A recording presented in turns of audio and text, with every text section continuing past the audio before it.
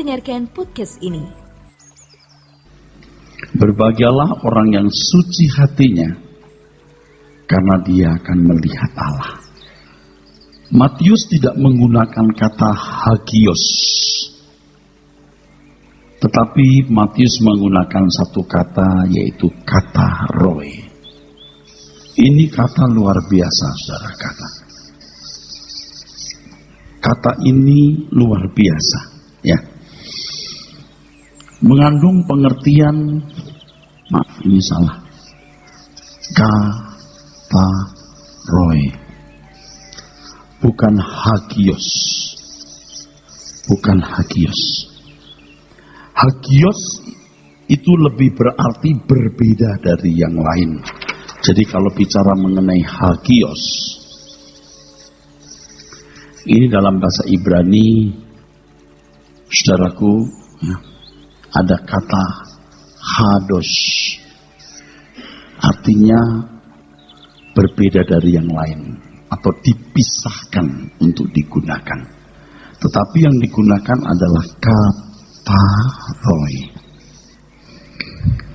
Ini keadaan hati yang tidak berpotensi untuk melakukan apa yang bertentangan dengan kehendak Allah. Kata roe lebih menunjuk kepada satu keadaan hati atau kondisi hati yang berpotensi untuk melakukan apa yang Tuhan kehendaki. Sulit untuk menggunakan kalimat atau kata menjelaskan hal ini, tetapi saya akan terus menjelaskannya, saudaraku. Jadi pada dasarnya nanti dalam kedewasaan rohani kita itu benar-benar bisa berpikir seperti Allah berpikir. Jadi kalau selama ini yang dipahami banyak orang ya hidup dalam pimpinan roh, artinya dia bisa mendengar Tuhan berbicara, mau kemana, mau buat apa, begitu saudara. Tetapi sebenarnya yang lebih tepat adalah, walaupun tentu bukan tidak mungkin ada pesan-pesan khusus atau perintah-perintah khusus yang Tuhan berikan kepada kita untuk kita lakukan. Tetapi pada dasarnya yang penting kita sebagai orang percaya akan mencapai satu standar.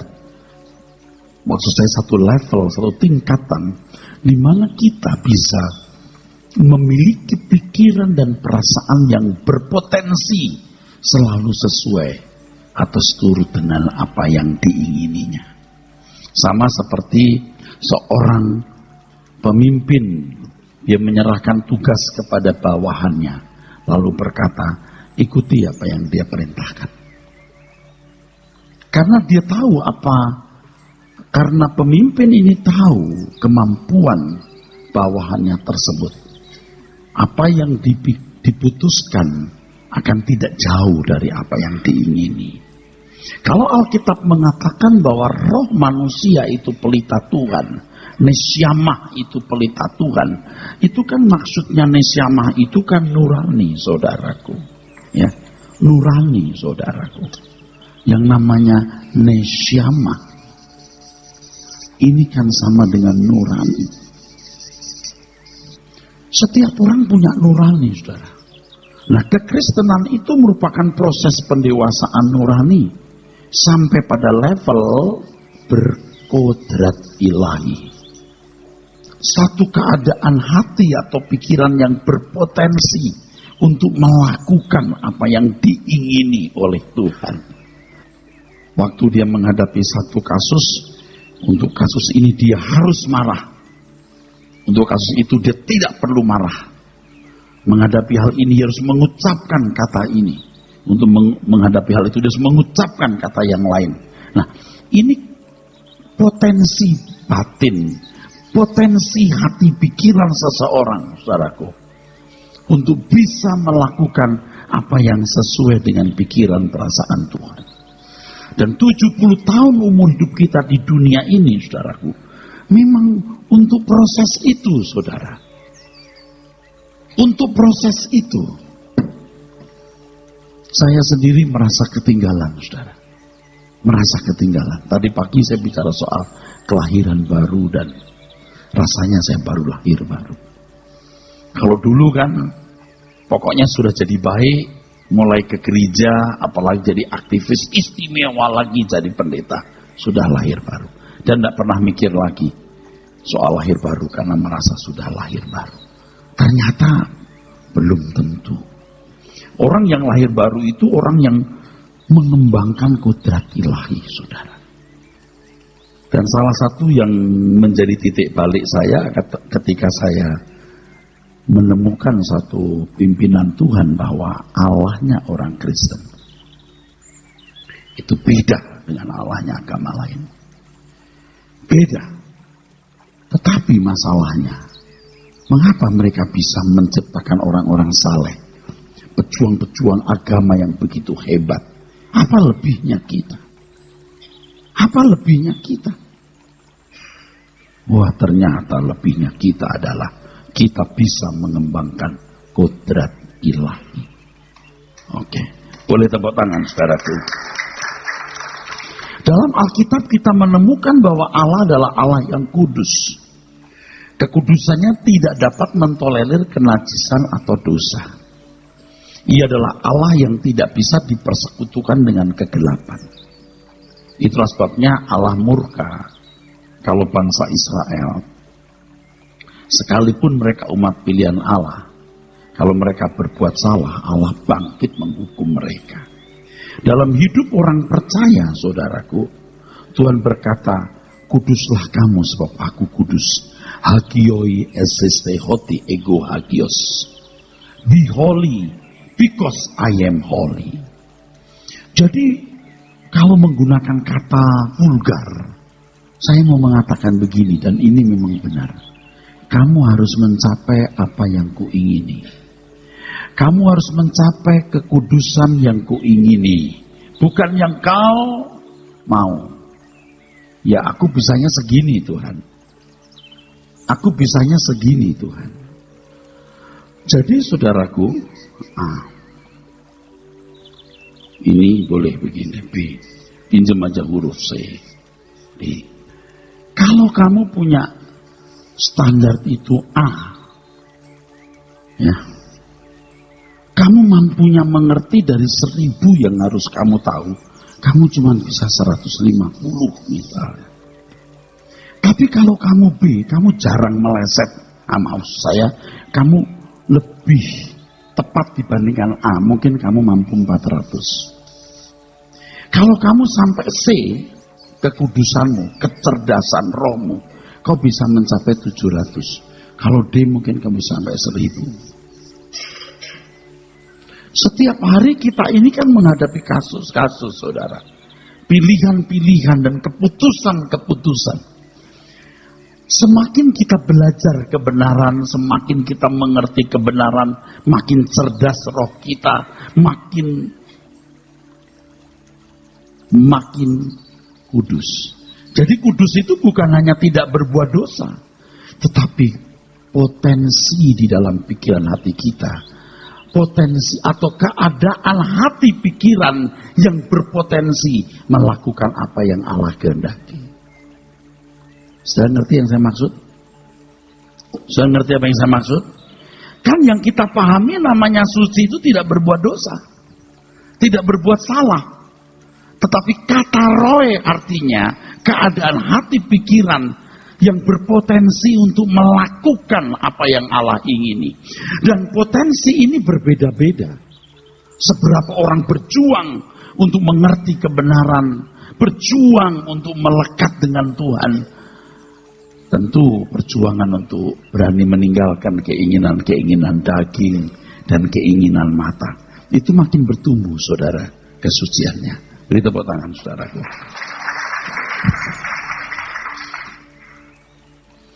Dan kita hidup hanya untuk ini.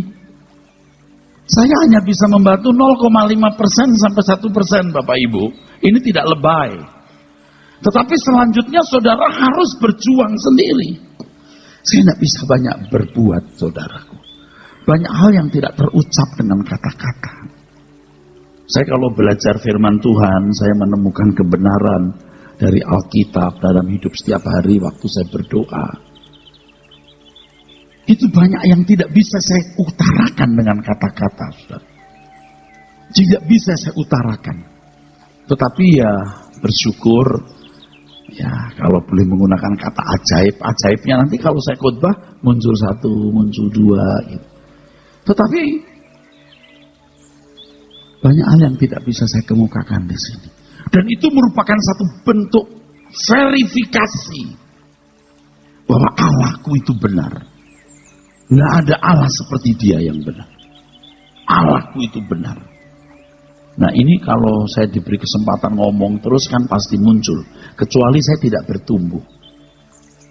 Makanya Bapak Ibu Saudara sekalian, pembicara itu kebaca. Dia membawa orang ke satu doktrin atau membawa orang ke Tuhan. Orang harus betul-betul mengalami Tuhan. Maka setiap apa yang dikemukakan itu menggiring orang. Tetapi kemampuan saya cuma 1%. Selebihnya saudara harus mencari sendiri. Apa nggak berlebihan itu Pak? Saya kira enggak. Mau lebih 3, 4, 5 terserah. Nggak mungkin lebih 5%. Selebihnya saudara harus mencari sendiri. Sehingga saudara itu bisa bertumbuh dalam kesucian atau kata roh tadi. Ingat kesucian itu apa saudaraku? Di sini keadaan pikiran atau hati yang berpotensi untuk melakukan kehendak Tuhan, saudara. Dan tentu gridnya itu macam-macam, saudara. Dan kalau level atau level kesucian seseorang yang tadi kita belajar keadaan hati yang berpotensi melakukan apa yang Tuhan kehendaki, bagaimanapun nanti akan terkristal dalam tindakan, terkristal dalam perbuatan. Makanya kalau kita membuat neraca hidup kita bisa melihat kita ini seberapa punya level, saudara. Soal-soal kecil kita sudah gusar, soal kecil kita sudah ucapan kata-kata yang tidak pantas, soal-soal kecil kita sudah tidak jujur, kan jauh dari apa yang Tuhan kehendaki, saudara. Nah kita bisa mengukur diri kita masing-masing. Kita bisa mengukur diri kita masing-masing. Dan ya kalau saya pribadi melihat diri saya ya masih harus banyak belajar. Bersyukur kalau kita masih punya kesempatan belajar, saudara. Nah Bapak Ibu harus berani untuk menginvestasikan waktu, tenaga dan pikiran untuk hal ini. Sebab kalau kita sudah keluar gereja, Tuhan itu seperti nggak ada. Kita hidup di tengah-tengah masyarakat yang ateis, atau paling tidak ateis praktis. Kita kembali ke habitat hidup. Makanya bagaimana mempertahankan integritas bahwa aku hidup ini hanya untuk menjadi manusia yang berkodrat ilahi. Aku hidup ini hanya untuk menjadi man of God, manusia Allah. Jadi ketika Tuhan berkata di dalam 1 Petrus pasal 1, nah ini kita baca dari ayat 14, saudara. Karena ini kata penting. Silakan kita baca. 1 Petrus 1 dari ayat yang ke-14. Hiduplah sebagai anak-anak yang taat dan jangan turuti hawa nafsu yang menguasai kamu pada waktu kebodohanmu. Ya, ada waktu-waktu kita bodoh. Kapan? Waktu kita terdesak oleh masalah, terpaksa harus mencuri. Pada waktu kita terdesak oleh masalah harus bohong, harus marah, kesempatan berzina, kesempatan kita menindas orang. Ini masa kebodohan. Nah pada waktu di gereja memang tidak ada kesempatan itu. Tetapi nanti ada kesempatan itu. Ulangi. Hiduplah sebagai anak-anak yang taat dan jangan turuti hawa nafsu yang menguasai kamu pada waktu kebodohanmu. Ya, terus. Tetapi hendaklah kamu menjadi kudus di dalam seluruh hidupmu, sama seperti Dia yang kudus yang telah memanggil kamu. Sebab ada tertulis, kuduslah kamu, sebab aku kudus. Terus. Dan jika kamu menyebutnya Bapa, yaitu Dia yang tanpa memandang muka, menghakimi semua orang menurut perbuatannya, maka hendaklah kamu hidup dalam ketakutan selama kamu menumpang di dunia ini. Oke. Jadi kita harus menerima kenyataan bahwa kita tidak boleh hidup sama dengan orang lain.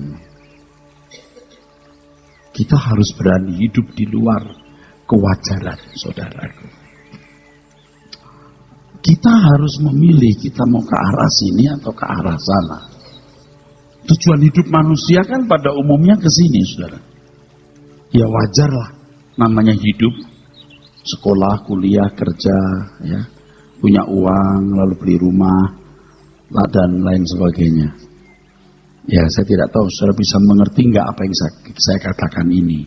Orang punya mobil setelah pakai, ya, seneng 1 bulan, 2 bulan, 6 bulan, bulan ke-7 udah bosan lihat mobil yang bagus lain. Oke, setahun nggak bosan, 2 tahun nggak bosan, tahun ketiga bosan. Terus besok nanti ganti mobil yang lain. Punya rumah di sini kurang senang, pindah ke sana, udah ke sana terus habis. Dan itu everything will be gone, lenyap. Tetapi kalau orang berani menunjukkan pikirannya ke sini, dia berani investasi. Jadi semua yang dimiliki ini pun cuma sarana untuk mendapatkan kehidupan kekal, yaitu kekudusan itu, saudara. Meningkatkan kualitas diri. Kalau di masyarakat berbangsa bernegara, kita mengerti apa artinya menjadikan manusia Pancasilais. Jadi bagaimana tindakan-tindakannya sesuai dengan Pancasila. Sekarang bagaimana kita menjadi manusia rohani, man of God. Bagaimana kita berkodrat ilahi yang semua keputusan kita sesuai dengan cara berpikir Tuhan. Nah itulah yang dikatakan Alkitab phroneo. Dan ini tidak bisa diberikan kepada semua orang. Ini hanya diberikan kepada orang yang benar-benar terpilih. Yang bisa mendengar Injil seperti kita ini. Yang punya fasilitas. Yang punya kecerdasan. Saudara punya kecerdasan ini kalau diolah terus tiap hari itu memikirkan Tuhan. Itu luar biasa. Tepuk tangan saudara. Kalau saudara berani mengolah pikiran ini. Anda mungkin berkata, Pak, kapan saya mikirin bisnis saya kalau mikir Tuhan terus? Jangan ngomong begitu. Bisnis-bisnis saja. Kerja-kerja saja. Tapi semua itu yang kita lakukan bukan untuk dunia ini. Bagaimana itu memfasilitasi kita memikirkan perkara-perkara rohani. Tuhan, betapa cerdasnya. Nah, kalau saya sebagai pendeta ini kan saya berusaha untuk jujur ya, tidak ngarang-ngarang ya. Ini kan kalau sudah pulang pelayanan itu kan juga langsung everything jadi bisa gone juga gitu. Ya udah deh, udah khotbah, udah selesai. Sekarang mikir apa ya? Nonton film atau ngapain ya? Mau jalan kemana? Itu juga begitu dulu. Besok lagi juga mikir banyak hal. Mau bikin apa ya? Oh sekarang enggak. Pokoknya 24 hours itu persiapan saya khotbah. Beda saudara. Ya saya tentu ada waktu ketemu anak-anak, ketemu teman-teman, makan bersama. Adalah nanti libur ada anak jalan-jalan. Tapi tidak mungkin dalam tas saya nggak ada Alkitab, buku, persiapan khotbah. Biar di pesawat juga saya ngetik. Saudara. Betapa kita menjadi cerdas. Betapa kita mengarahkan diri kepada kerajaan surga. Jadi the only world I have. Ini satu-satunya dunia yang kumiliki. Dan aku hidup hanya untuk ini. Mengenal Tuhan dan berubah. Sampai aku bisa mengenakan kodrat ilahi. Dan saya harus bisa menularkan ini kepada saudara. Kenapa selama ini dulu-dulu saya kurang bisa menularkan? Karena saya belum terlalu kuat. Saya masih ada duniawinya. Loh iya, saya juga sadar saya belum terlalu kuat. Tapi ke depan nanti pasti saya lebih lagi. Saya kan sering mengatakan saya belum kokoh nih saudara. Saya rasanya baru lahir baru ini saudara. Ini kalau terus begitu, wah. Kebenaran-kebenaran yang hebat itu akan muncul saudaraku sekalian. Hidup ini perjuangan yang luar biasa. Pertempuran yang hebat. Kita merebut diri kita untuk Tuhan atau kita rebut diri kita untuk dunia. Kita bunuh kodrat ilahi atau kita bunuh kodrat dosa. Ini perjuangan yang berat. Peperangan yang besar. Kita bunuh kodrat ilahi atau kita bunuh kodrat dosa kita. Kita membunuh kodrat dosa, kita membangun kodrat ilahi. Sehingga kita memiliki pikiran hati yang berpotensi untuk selalu melakukan kehendak Tuhan. Itu nggak ringan, saudara. Boleh tepuk tangan. Ini perjuangan, saudaraku. Jangan berhenti. Dan saudara harus tahu, justru perjuangan ini tidak ada di gereja. Perjuangan ini bukan di ruang doa. Perjuangan ini bukan di bangku sekolah teologi ya. Perjuangan ini bukan di ruangan pendalaman Alkitab. Justru perjuangan ini waktu Anda di jalan. Waktu Anda di kantor. Waktu Anda hidup berkeluarga, berumah tangga. Justru disitulah perjuangannya. Amin. Kan banyak orang udah ke gereja rajin, sibuk, luar biasa. Ngerti nggak perjuangan justru ketika engkau di rumah. Banyak potensi kamu mengembangkan kodrat ilahi atau kamu kembangkan kodrat dosa. Waktu kita di jalan ketemu orang yang melukai kita, mau ngajak kita ribut. Kita bangkitkan kodrat dosa kita. Hah? Lu jual gua beli. Hah? Ini kodrat dosa. Kita bunuh atau kita mau hidupkan? Atau kita bilang, ya udah, monggo. Lu jangan macam-macam ya. Nah ini kalau kita di jalan. Kita bunuh kodrat ilahi atau kodrat dosa dalam diri kita. Tuhan yang menjadi jagoannya kita contoh dalam segala hal. Amin. Oke. Mulut kita ini kan banyak masih membawa kodrat dosa. Kalau nggak ngomongin orang, kalau nggak maki-maki, gimana bisa dikunci, dibunuh? Itu soal kecil, soal sepele. Sebab agama lain juga bisa menciptakan orang-orang saleh. Masuk kita nggak lebih, saudara. Masuk kita nggak lebih, saudara. Justru disitulah pergumulan. Suci itu bukan hanya tidak berdosa loh. Kalau kita membunuh kodrat dosa itu bukan lalu kita bisa menjadi sempurna dalam waktu singkat. Tetap harus belajar kebenaran. Harus seiring dengan pergumulan hidup. Mematikan semua hal yang bisa melukai hati Tuhan, saudara. Kita bertumbuh, saudara. Unik juga, saudara. Saya berdoa jam 3:15, setengah 4 pagi, saudaraku. Saya mikir, Tuhan, dari kemarin aku mikir. Tuhan Yesus punya kelebihan satu yang luar biasa. Dia tidak pernah minta ampun kepada Bapa di surga. Saya mengatakan loh dalam doa. Bahkan sementara aku tiduran, aku ngomong begini. Aku bagaimana bisa tidak minta ampun lagi? Kenapa Tuhan Yesus tidak pernah minta ampun? Karena nggak pernah bersalah. Amin.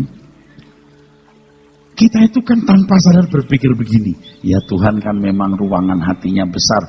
Memang dia kan suku dinas pengampunan. Ya memang dia mengampuni gitu loh. Jadi kayak tong pengampunan gitu loh, ya udahlah. Memang bidangnya Tuhan mengampuni. Kita lempar dosa kita sambil minta maaf. Kalau jujur saudara, kita gampang bikin salah, lalu nanti kita minta ampun. Sekarang bagaimana kita bisa datang kepada Tuhan tanpa minta ampun? Ya kita bisa minta dikoreksi kalau ada yang kurang tepat atau tidak tepat. Seminimal mungkin kita meminimize bikin kesalahan. Waduh, indah sekali saudaraku. Tepuk tangan saudaraku.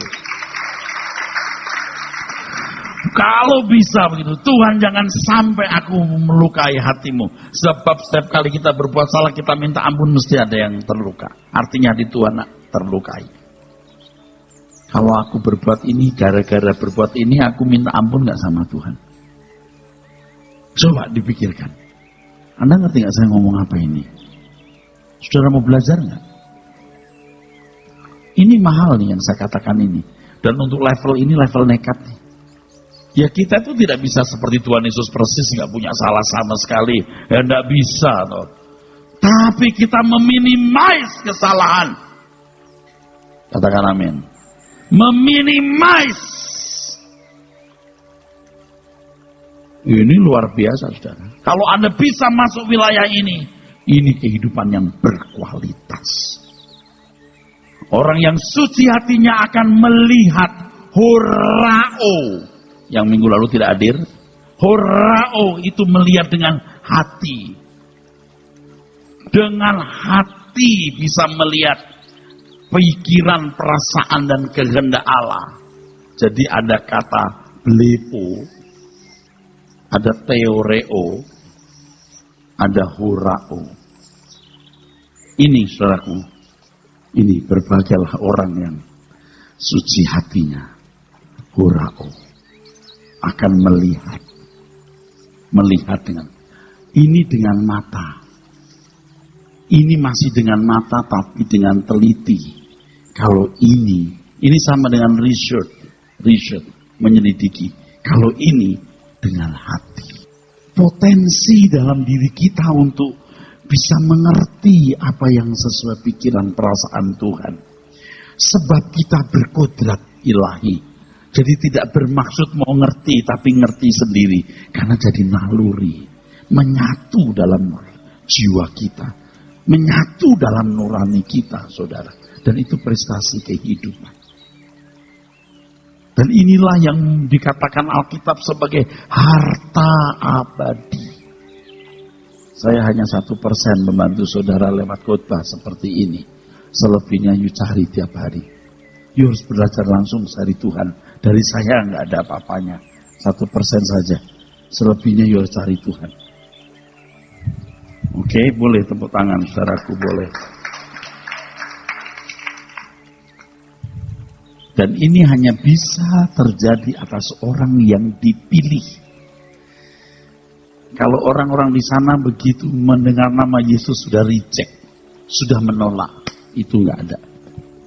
Nggak ada kesempatan, nggak punya hak, tidak punya exousia, tidak punya right, tidak punya possibility untuk menjadi sempurna. Untuk memiliki kesucian seperti ini. Jadi ketika saya memperkarakan apakah Allahku sama dengan Allah tetanggaku, lalu hati kecil saya ada suara, tidak sama. Seperti L-nya Israel nggak sama dengan L-nya orang Kanaan. Tuhan satunya jalan keselamatan, tidak seorang pun sampai kepada Bapa kecuali melalui Tuhan Yesus.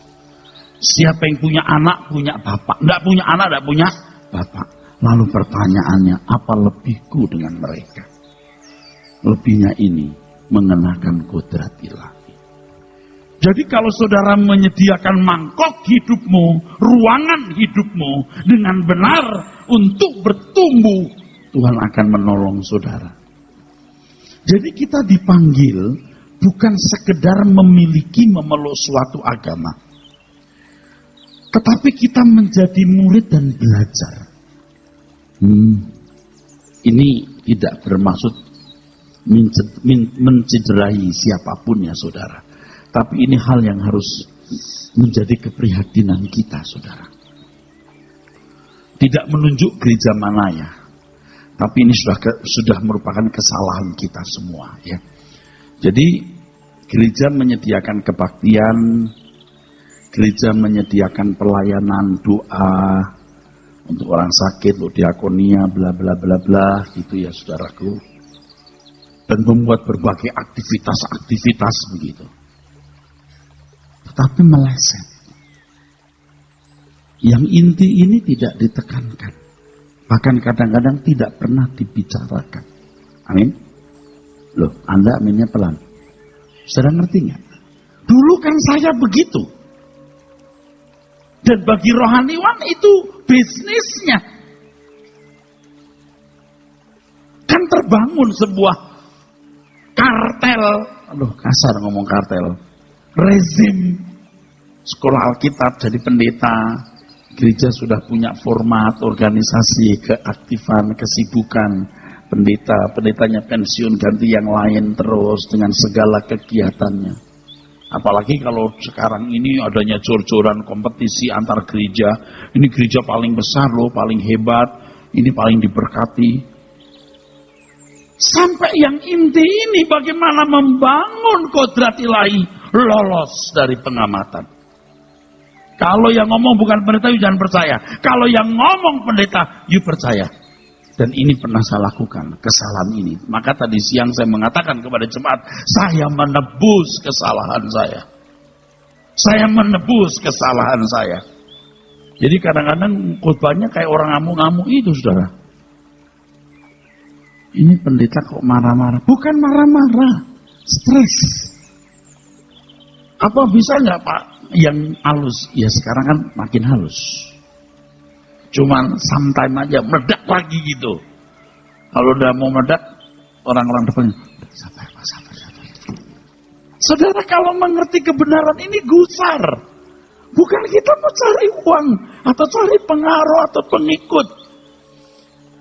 Gereja menyediakan fasilitas kebaktian, atau menyediakan jasa kebaktian, liturgi, ada diakonia, ada doa, dan lain sebagainya.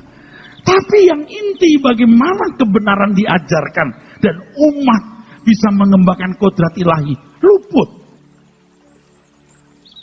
Ini kan konyol. Amin, saudara. Ini konyol, saudaraku. Sama seperti sebuah perguruan tinggi, misalnya Fakultas Sastra Inggris. Wah sibuk ada acara ini, acara itu. Wah sibuk dengan kegiatan perkuliahan. Tapi belajar bahasa Inggrisnya malah tidak diajarkan. 4 tahun lulus bukan bahasa Inggris, bahasa Batak. Ini kan something wrong, paham nggak? Oke, bisa bahasa Inggris, tapi tidak memadai. Ini maksudnya apa ini kuliah sastra Inggris ini? Makanya saudara sudah terbiasa dengan cara hidup kekristenan seperti itu, ke gereja, selesai ke gereja, udah ya sayonara, sampai jumpa minggu depan. Mestinya pulang ke rumah kamu belajar. Justru kesempatan mengembangkan kodrat ilahi di rumah, bukan di gereja. Tepuk tangan, saudara. Kok bisa malah lenyap? Ini loh jahat sekali. Siapa yang jahat? Nggak tahu siapa situ. Jadi di gereja udah sibuk, kebaktian, nyanyi, nyembah, haleluya. Pulang udah, sudah selesai. Justru mengembangkan kodrat ilahi itu di rumah, di kantor. Itulah perjuanganmu. Makanya di gereja disampaikan firman. Sebanyak mungkin firman Tuhan disampaikan, saudaraku sekalian. Amin, saudara. Iya, saudaraku. Saya mau mengakhiri hidup saya dengan baik, saudaraku. Tadi pagi saya berdoa, saya berkata, Tuhan, siapkan aku untuk menghadap Bapak. Ini tidak dikarang, saudara. Ambil gitar. Suruh ngulangi lagi tidak bisa. Seketika itu juga nyanyi langsung. Saya kalau ada gitar saya nyanyi langsung satu lagu jadi. Atau setengah jadi. Saya rekam. Nah itu jadi lagu. Kalau begitu jadi lagu. Pernah kan dengerin lagu-lagu saya yang tengah malam itu jadi. Yuk kita jadikan ini kesempatan satu-satunya. Sehingga saudaraku, kalau dikatakan begini saudara, aku dengar pendeta khotbah di mimbar-mimbar itu enak loh, kayak nggak ada pertaruhan. Saudara sekalian, Tuhan yang memulihkan hubungan kita dengan Allah. Oh iya, Tuhan berdiri di depan kita, menjadi pengantara kita depan Allah. Dia menghubungkan itu. Amin. Caranya piye? Coba gimana aplikasi konkretnya? Dulu kan begini saudara. Ini begini ya. Ini kalau misalnya digambar Allah, ini manusia. Salib itu menghubungkan. Jadi manusia bisa bertemu dengan Allah. Iya, lalu ya saudara, terus ini nih, coba ayo renungkan kebodohan kita dulu ya. Allah yang anak Allah, Tuhan Yesus yang menghubungkan kita dengan Allah. Karena kematiannya salib menghubungkan kita. Tepuk tangan. Besar anugerahmu. Caranya itu gimana? Semua fantasi di sini. Saudara ngerti nggak saya ngomong apa ini? Ini saya sedang ngomong sekarang apa? You berjuang dari demi hari. Perbaharui pola berpikirmu. Matikan keinginan dagingmu yang bertentangan kehendak Allah. Engkau punya karakter Allah, kodrat ilahi. Baru cun. Betul? Amin. Baru bisa jalan seiring. Nah sekarang kalau ya ini pendeta itu saya maksudnya bukan orang lain. Saudaraku sekalian. Karena anugerah kasih karunia Allah. Manusia yang telah berdosa. Telah putus hubungan dengan Allah. Oleh karena salib kita dihubungkan kembali. Haleluya.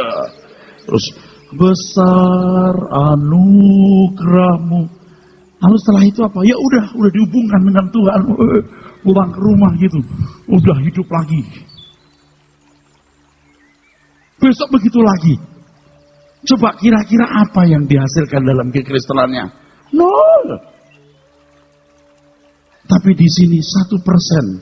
99% lu nyari sendiri. Waduh. Justru di rumah itulah kamu membangun kodrat ilahi. Jadi yang begini-begini gak usah kita bicarakan lagi. Nah ini yang membuat kita gelisah, saudaraku sekalian. Saya tidak mengatakan saya pendeta lebih baik dari pendeta lain, enggak. Saya juga terus bertobat dan dipulihkan. Ngajak-ngajak saudaraku sekalian. Jadi Bapak Ibu saudaraku sekalian, kita harus melihat dosa dari dua sisi. Yang pertama dosa yang sudah kita lakukan, yang dapat diselesaikan dengan darah Tuhan Yesus. Kalau kita bertobat dan mohon ampun. Katakan amin. Itu sudah selesai. Itu tidak usah dibicarakan. Kecuali untuk Kristen baru. Jadi kalau saya tidak membicarakan bukan saya tidak tahu. Wah udah ajaran baru, ini ajaran lain. Saya sudah lewati itu. Saya sudah tidak perlu mempercakapkannya. Dosa yang sudah kita lakukan dapat diselesaikan dengan darah Tuhan Yesus, saudaraku.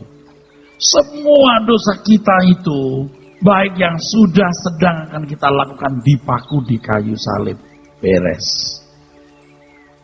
Tetapi yang kedua, dosa dilihat dari sisi kedua. Potensi dosa yang ada dalam daging kita. Itu kalau dalam bahasa Yunaninya, epitumias tes apetes. Epitumias tes apetes. Deceitful lust. Nafsu yang menyesatkan. Nafsu yang menarik kita.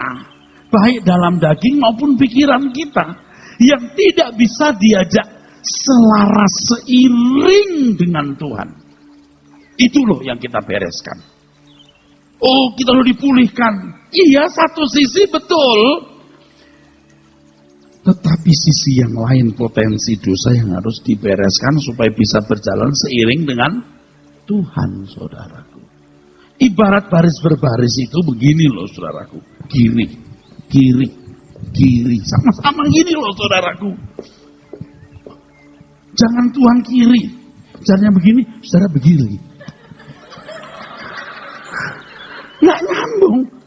Udah Tuhan udah jalan, saudara masih begini. Jadi, Tuhan lihat tuh, kamu ngapain?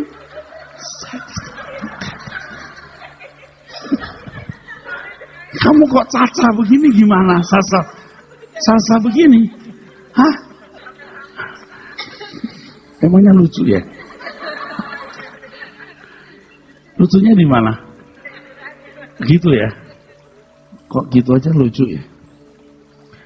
Jadi seiring saya kiri, kiri, kiri. Jangan Tuhan kiri kita kanan nggak jelas. Nggak seiring. Kan kita punya irama sendiri.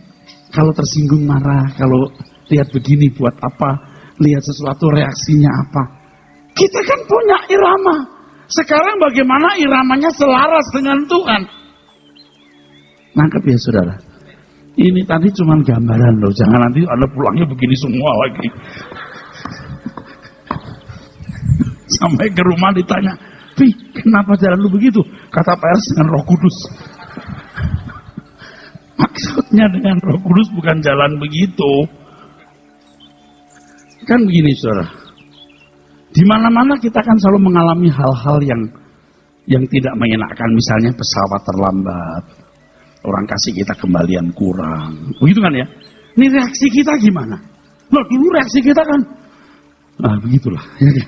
Sekarang kan gimana reaksi kita? Betul nggak saudara sekalian? Coba. Bapak-bapak ini kan sering ketemu di jalan. Terus lagi belanja. Terus pelayannya ngajak.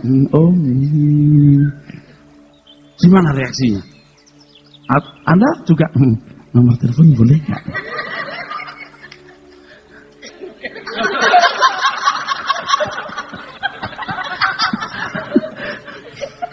Iya loh. Iya. Kan kita punya irama lah. Ibu-ibu tuh ya. Kalau jalan nih. Terus lihat ada tas lain. Set. Set. Slow motion.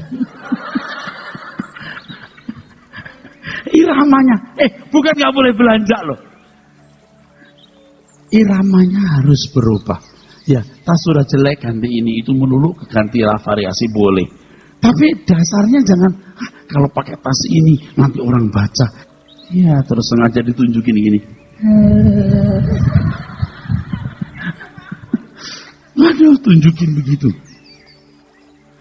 Tapi yang enggak punya Hermon.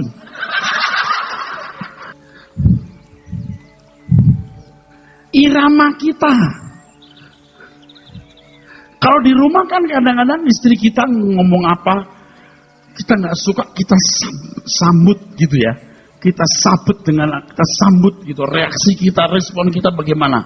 Dulu begitu. Sekarang kan kita berubah. Irama Tuhan. Sama anak pun juga, tapi jangan. Irama Tuhan. Kalau saudara sekarang iramanya irama apa? Apa? Bulbul. Coba irama. Saudara sudah irama Tuhan belum? Jawaban paling pusing jawabnya proses. Iya, oke, betul proses. Tapi proses saudara ini proses yang baik atau kurang baik? Oke, baik. Kapan mulai baiknya? Baru hari ini loh. Saudara, hidup itu indah kalau kita mengarahkan diri ke Tuhan. Saudara, doakan saya supaya saya jangan sampai berbuat salah. Doakan saya, saudaraku, supaya saya makin mati. Jadi keinginan-keinginan daging saya itu mati, ya saudaraku. Prinsip kita begini, daripada kita berbuat dosa, mendingan aku dipanggil Tuhan pulang. Saudara. Dan kalau saya dipanggil pulang Tuhan, saudara harus tahu bahwa itu sudah komitmen saya. Daripada saya jatuh dan merugikan orang dan menjatuhkan orang. Tapi rasanya enggak lah, ya saya harus panjang umur. Saudaraku, saya ada khotbah 1 jam. Jadi enggak ada yang dirugikan. Amin.